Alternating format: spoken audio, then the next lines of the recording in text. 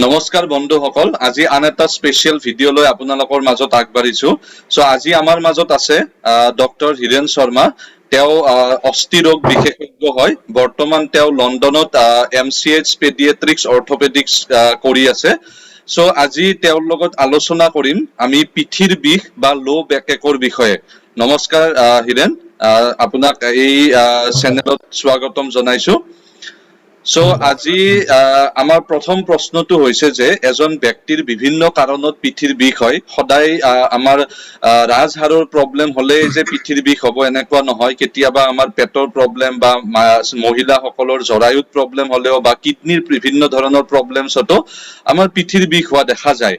So এজন ব্যক্তিয়ে কি ধৰণে গম পাব যে তেওঁৰ পিঠিৰ বিষটো হলে কোনটো ডিপাৰ্টমেন্টত যাব লাগে, কি ধৰণৰ চিকিৎসা কৰিব লাগে বা কোনবিলাক চিমটমছৰ দ্বাৰা তেওঁলোকে পিঠিৰ বিষ ক'ৰ পৰা উৎপত্তি হৈছে এইটো জাজ কৰিব পাৰিব?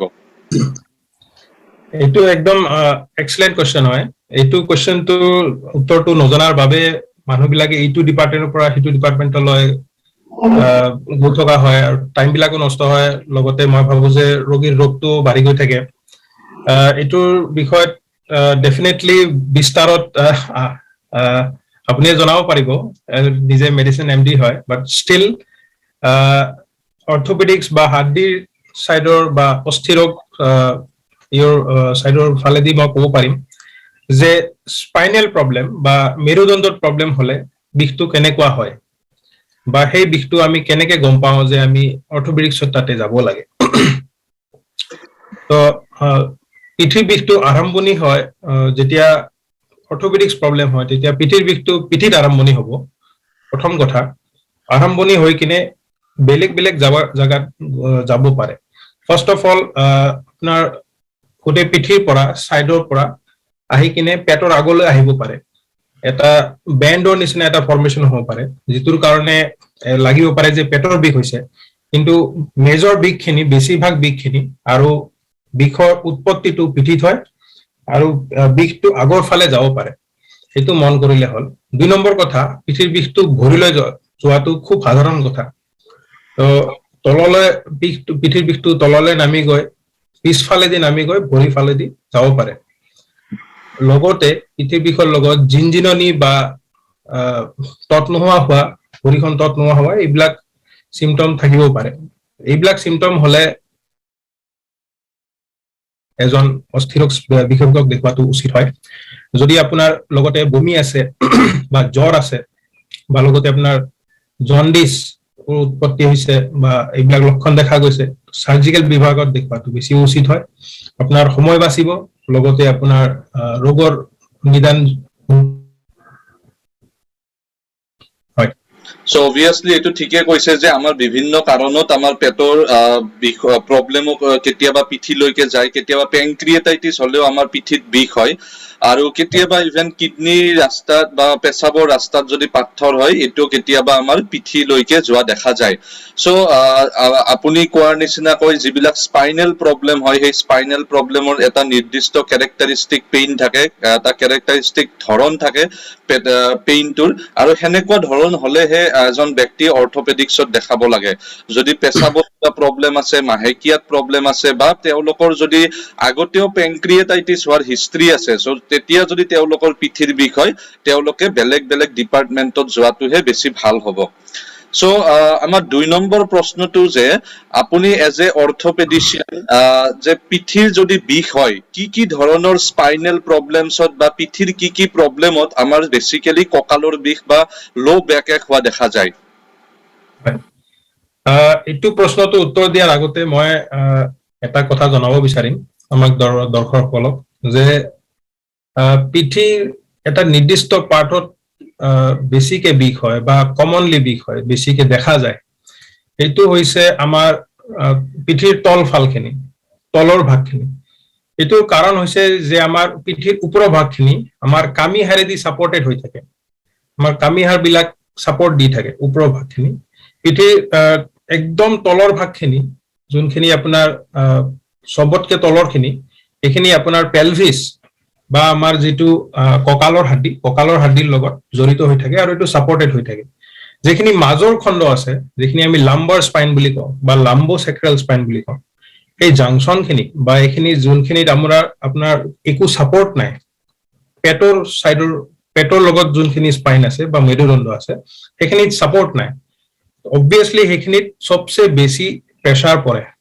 এজন মানুহ বহিলে, উঠিলে, কাম কৰিলে বা চলিলে সেইখিনি জায়গাত সবচে বেছি প্ৰেছাৰ পৰে, আৰু সেইটোৰ কাৰণে পিঠিৰ বিষৰ সবচে বেছি লক্ষণবিলাক তলৰ কঁকালত দেখা যায়। 2 নম্বৰ কথা যে ওপৰৰ ভাগৰ স্পাইন খিনি বা মেৰুদণ্ডখিনি আৰু তলৰ ভাগৰ মেৰুদণ্ডখিনি দুইখিনি, ওপৰৰখিনি খুব ষ্টিফ হয়, লৰচৰ ইমান নহয়, তলৰখিনিত খুব লৰচৰ হয়। আমি ইফালে চাব পাৰো, সিফালে চাব পাৰো, পিছফালে চাব পাৰো, আগফালে চাব পাৰো, বেণ্ড হ'ব পাৰো। তো এইবিলাক প্ৰব্লেম মানে এইবিলাক কাম কৰিব লাগিলে তলৰ খণ্ডখিনি ফ্লেক্সিবল হয়, ওপৰৰ খণ্ডখিনি ষ্টিফ হয়। সেইটোৰ কাৰণে এই জাংচনত যিখিনি ট্ৰানজিশনত যিখিনি আপোনাৰ লৰচৰ হয়, সেইটোৰ কাৰণে পিঠিৰ বিষটো বেছি হয়। বহু কাৰণত হ'ব পাৰে। কাৰণবিলাক যদি মই জনাওঁ, আপোনাৰ অৰিজিনেল প্ৰশ্নটো আছিলে যে কি প্ৰব্লেমত প্ৰব্লেমত দেখুওৱা যায়। তো এইটোৰ উত্তৰ দিব লাগিলে বেছি টেকনিকেলি ক'ব গ'লে দৰ্শকসকলে চাগে ইমান এটা লাভৱান্বিত নহ'ব। তো মই সাধাৰণতে কওঁ যে কি কাৰণত পিঠিৰ বিষবিলাক দেখা যায়। মেইনলি প্ৰব্লেম হৈছে যে যদি আমাৰ কঁকালৰ মানে পশ্চাৰটো বা আমাৰ থিয় হোৱা আৰু বহা পশ্চাৰটো যদি ঠিক নহয়, তেনেহলে পিঠিৰ বিষৰ লক্ষণবিলাক দেখা যায়। তো পশ্চাৰৰ লগত সবচে আগতে থিয় হোৱা পশ্চাৰৰ কথা কওঁ যে দুইটা শোল্ডাৰ, কান্ধা দুটা যদি আপোনাৰ মুচ খাই কিনে আৰু গলটো তল কৰি কিনে খোজ কাঢ়ে, তেতিয়াহ'লে আপোনাৰ পিঠিৰ বিষৰ হোৱা চান্সটো বেছি। 2 নম্বৰ কথা, যেতিয়া আপুনি এজন মানুহে যেতিয়া বহা সময়ত যদি খুব এটা আগত আহি কিনে বহে, যদি পিঠিখন কঁকালৰ পিছত চাপৰ্টটোত লাগি নাথাকে, তেতিয়া হ'লেও মানুহজনে কোচ পৰি কিনে বহে। 2 নম্বৰ কথা, যেতিয়া বহি কিনে পঢ়া শুনা কৰে বা বহি কিনে কিবা এটা কাম কৰি আছে, তেতিয়া যদি চকীখন আৰু টেবুলখনৰ মাজত যিখিনি গেপ আছে, সেইখিনি গেপ যদি প্লাছ আছে, তাৰ মানে দুখনৰ মাজত যদি গেপ আছে, তেতিয়াহ'লে মানুহজন অট'মেটিকেলি হাঞ্চ কৰিব, তাৰমানে অট'মেটিকেলি আগফালে গুচি আহিব। এইটো হ'লে পিঠিৰ বিষ হোৱা চান্স বেছি। সেইকাৰণে আমি মাইনাছ পজিশ্যন বিচাৰো, প্লাছ পজিশ্যন নহয়। প্লাছ মানে হৈছে আপোনাৰ টেবুল আৰু চকীৰ মাজত প্লাছ, তাৰমানে গেপ আছে, আৰু মাইনাছ পজিশ্যন মানে টেবুলখনৰ ভিতৰত সোমাই গৈছে চকীখন, তেতিয়াহ'লে এইটো মাইনাছ পজিশ্যন হয়। মাইনাছ পজিশ্যন হ'লে আপোনাৰ অট'মেটিকেলি আপুনি মানুহজন পোন হৈ পৰিব। আপুনি নিজে ট্ৰাই কৰি চাব, নিজৰ ঘৰতে ট্ৰাই কৰি চাব, এইটো পোন হৈ পৰিব। 2 নম্বৰ কথা, বহাৰ সময়ত তলত সদায় আপোনাৰ যিটো হিপছ আছে বা আপোনাৰ কঁকাল আছে, কঁকালৰ জইণ্টটোত ভৰি দুখন সদায় 90 ডিগ্ৰীজত থাকিব লাগে। তাৰ মানে হৈছে বেছি ওখ চকীত নবহিব। বেছি ওখ চকী আৰু বেছি চাপৰ চকীত বহিলেও স্পাইনৰ পশ্চাৰটো বেয়া হয়। একজেক্টলি 90 ডিগ্ৰী হ'লে, হিপ আৰু নিটো 90 ডিগ্ৰী হ'লে কঁকালখন আৰাম পায়, বেছি দেৰিলৈ বহিব পাৰিব। যোনজন মানুহ যেনেকে ষ্টুডেণ্ট হৈ গ'ল, এইটো খুব কমন দেখা গৈছে যে ষ্টুডেণ্টত বেছিকে হয়, আৰু যিবিলাক মানুহৰ অফিচত বহি থাকিবলগীয়া বেছি লম্বা টাইমলৈ, সিহঁতৰো এইটো প্ৰব্লেম দেখা যায়। এই পজিশ্যনটো পশ্চাৰটো মেইনটেইন কৰিলে লম্বা ডিউৰেশ্যনত বহিব পাৰিব। 3 নম্বৰ কথা হৈছে যে প্ৰতিটো 1 আৱাৰৰ মূৰে মূৰে এটা 5 মিনিটছৰ এটা গেপ দিব লাগে, চিটিং পজিশ্যনৰ পৰা উঠি যাব লাগে। সেইটো হ'লে নিশ্চয় আপোনাৰ কঁকালৰ বিষটো আপুনি বাচিব পাৰে। 3 নম্বৰ, শোৱা পজিশ্যনটো আপুনি কাঠ হৈ শুলে বেছি ভাল। বেকত শুলে বা ওখ গাৰু ল'লে দিগদাৰ হোৱা বুলি কয়। So, এতিয়া আমি যদি এই বেক পেইনৰ কথা কওঁ, এই বেক পেইন আমাৰ অকল স্পাইনেল প্ৰব্লেমছৰ বাহিৰেও কেতিয়াবা আমাৰ মাসল বিলাকৰ প্ৰব্লেমৰ কাৰণেও হয়, কেতিয়াবা মাসল ক্ৰেম্পছ হয়।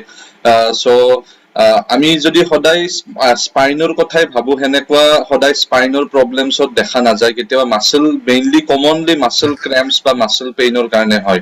চ' ইয়াক আমি প্ৰিভেন্ট কৰিবৰ কাৰণে পশ্চাৰৰ বাহিৰেও কিছুমান আৰু টেকনিক্স আছে নেকি, যিটোৰ দ্বাৰা আমি এই মাসল ক্ৰেম্পছ বা এনেকা স্পাইনেল প্ৰব্লেমছ বিলাক প্ৰিভেন্ট কৰিব পাৰো?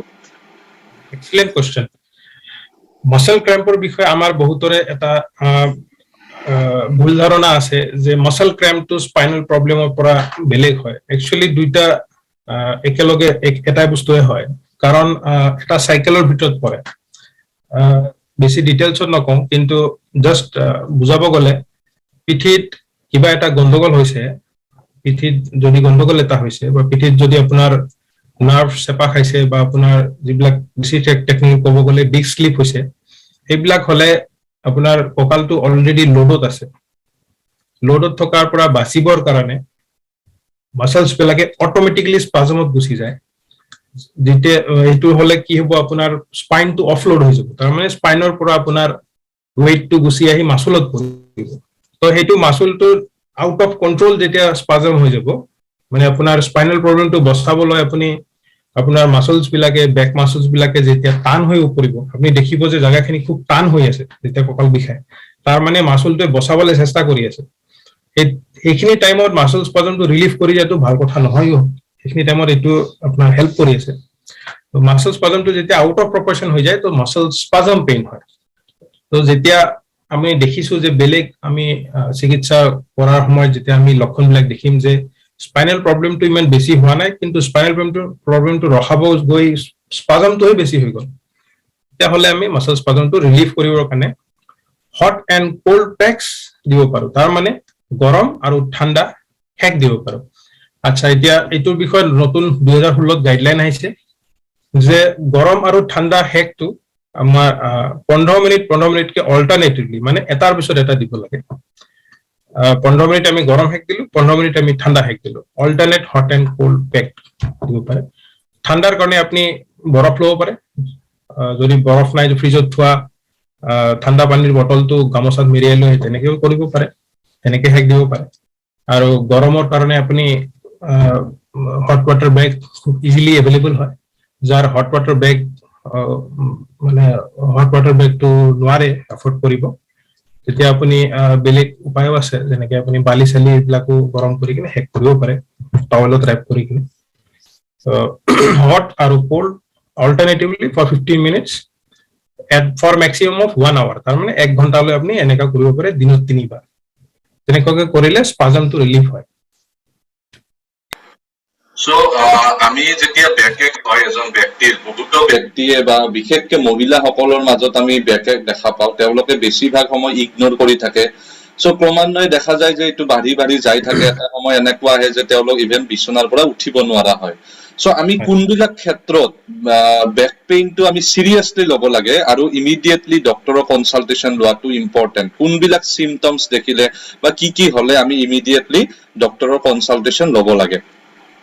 Excellent question. এইটো আপোনাৰ এইটো কোৱেশ্চনে সবতকে বঢ়িয়া কোৱেশ্চন এই ইভিনিংটো।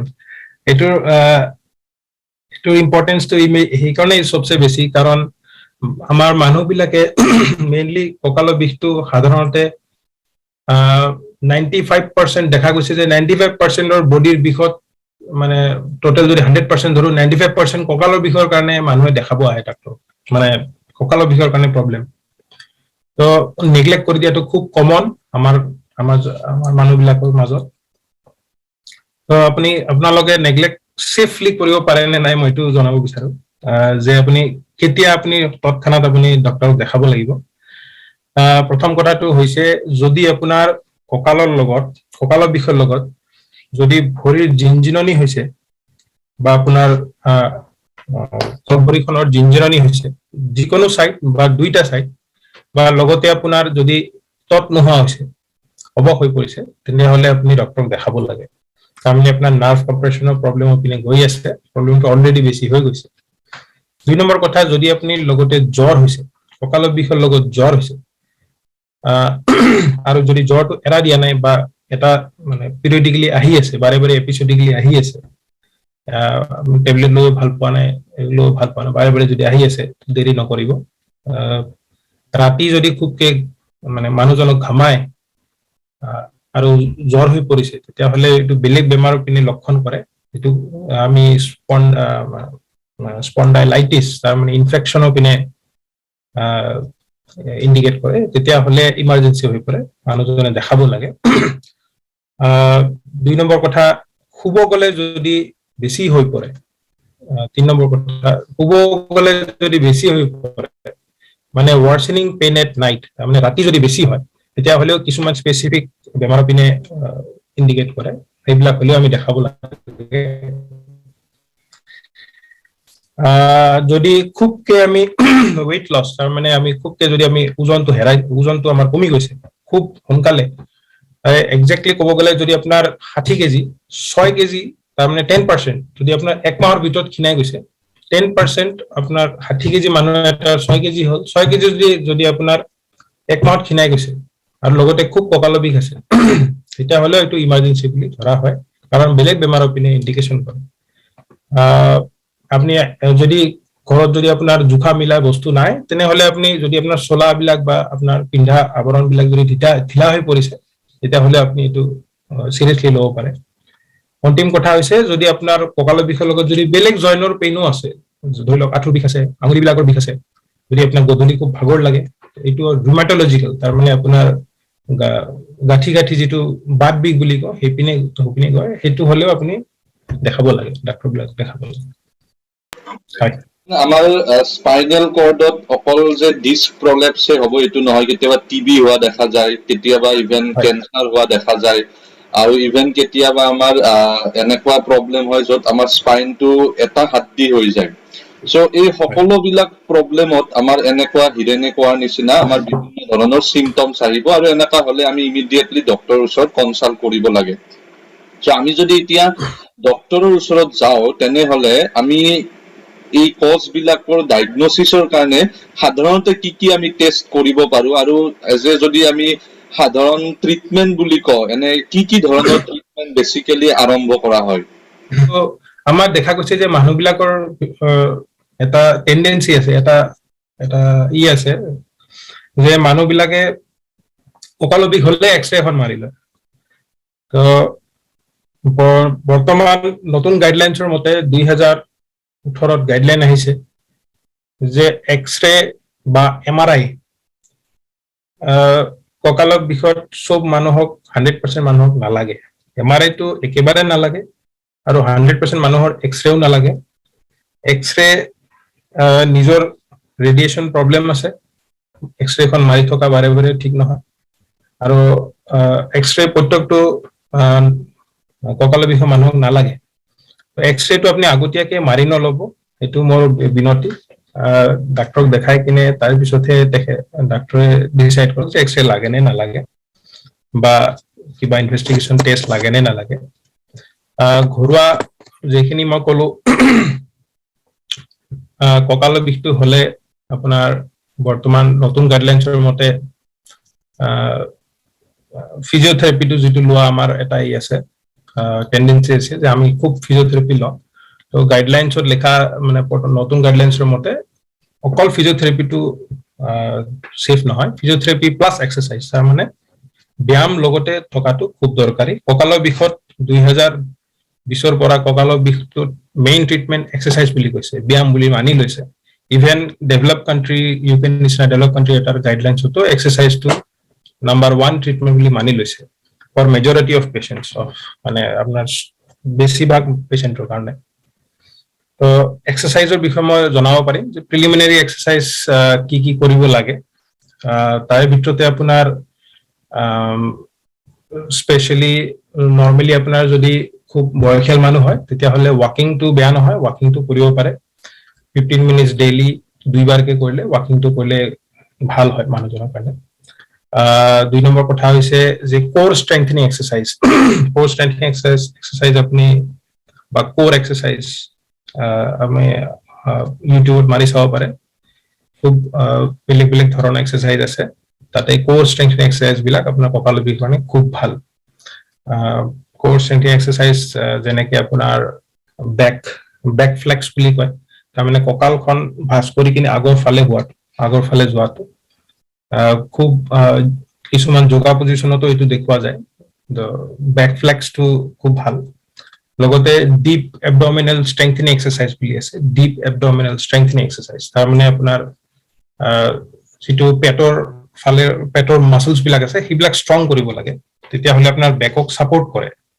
সেইটোৰ বাবে আপোনাৰ পেটৰ মাছলছ বিলাক ষ্ট্ৰং হ'ব লাগে। পেটটো ডাঙৰ হ'লেও কঁকালৰ বিষৰ এটা ৰিজন।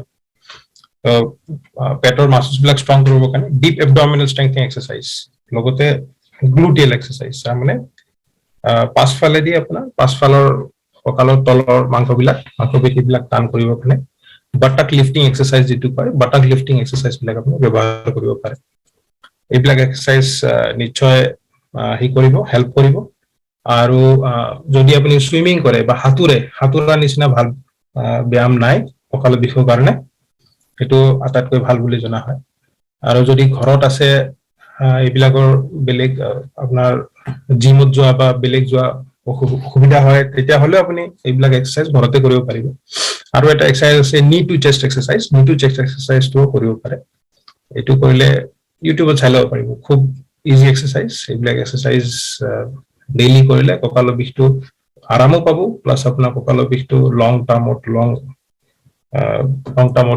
কমিও থাকিব বা কণ্ট্ৰলতো আহি যাব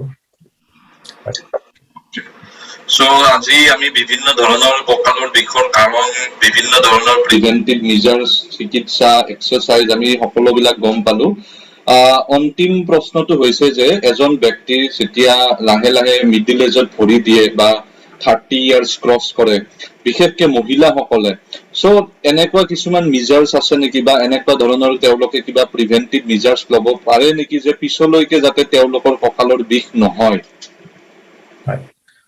যেনেকে মই আগতে জনালো যে তিৰোতাসকলৰ বেছিকে হোৱা চান্সটো হয় কথাটো কাৰণ তেখেতৰ এক্টিভিটি লেভেলটো কম থাকে অকল ঘৰত কষ্ট কৰাটো সেইটো এক্টিভিটি লেভেল নহয় টাৰ্গেটেড এক্সাৰচাইজ মানে কঁকালৰ আৰু পেটৰ এক্সাৰচাইজ বিলাক টাৰ্গেটেড এক্সাৰচাইজ বিলাক খুব দৰকাৰী কঁকালৰ বিষ ৰখোৱাৰ কাৰণে আমাৰ লগত এটা ভুল ভ্ৰান্তি আছে যে আমি কষ্ট কৰিলে আমাৰ ব্যায়াম গোটেইখিনি বডি ব্যায়াম হৈ যাব তেনেকুৱা নহয় ব্যায়াম প্ৰত্যেকটো বডিৰ স্পেচিফিক জাগাত স্পেচিফিক ব্যায়ামে কাম কৰে সেইকাৰণে এইবিলাক ব্যায়ামবিলাক যিবিলাক মই ক'লো এইবিলাক ডেইলি ৰুটিনত ইনক্লুড কৰি ল'লে ডেইলি ৰুটিনত যদি কৰিব পাৰে তেতিয়াহ'লে খুব ভাল লগতে আপোনাৰ পোষ্টাৰ মেইনটেনেন্স তাৰমানে মই যি থিয় হোৱা বহা আৰু শোৱা নিয়মবিলাক ক'লো সেইবিলাক নিয়মবিলাক পালন কৰিলেও লং ৰানত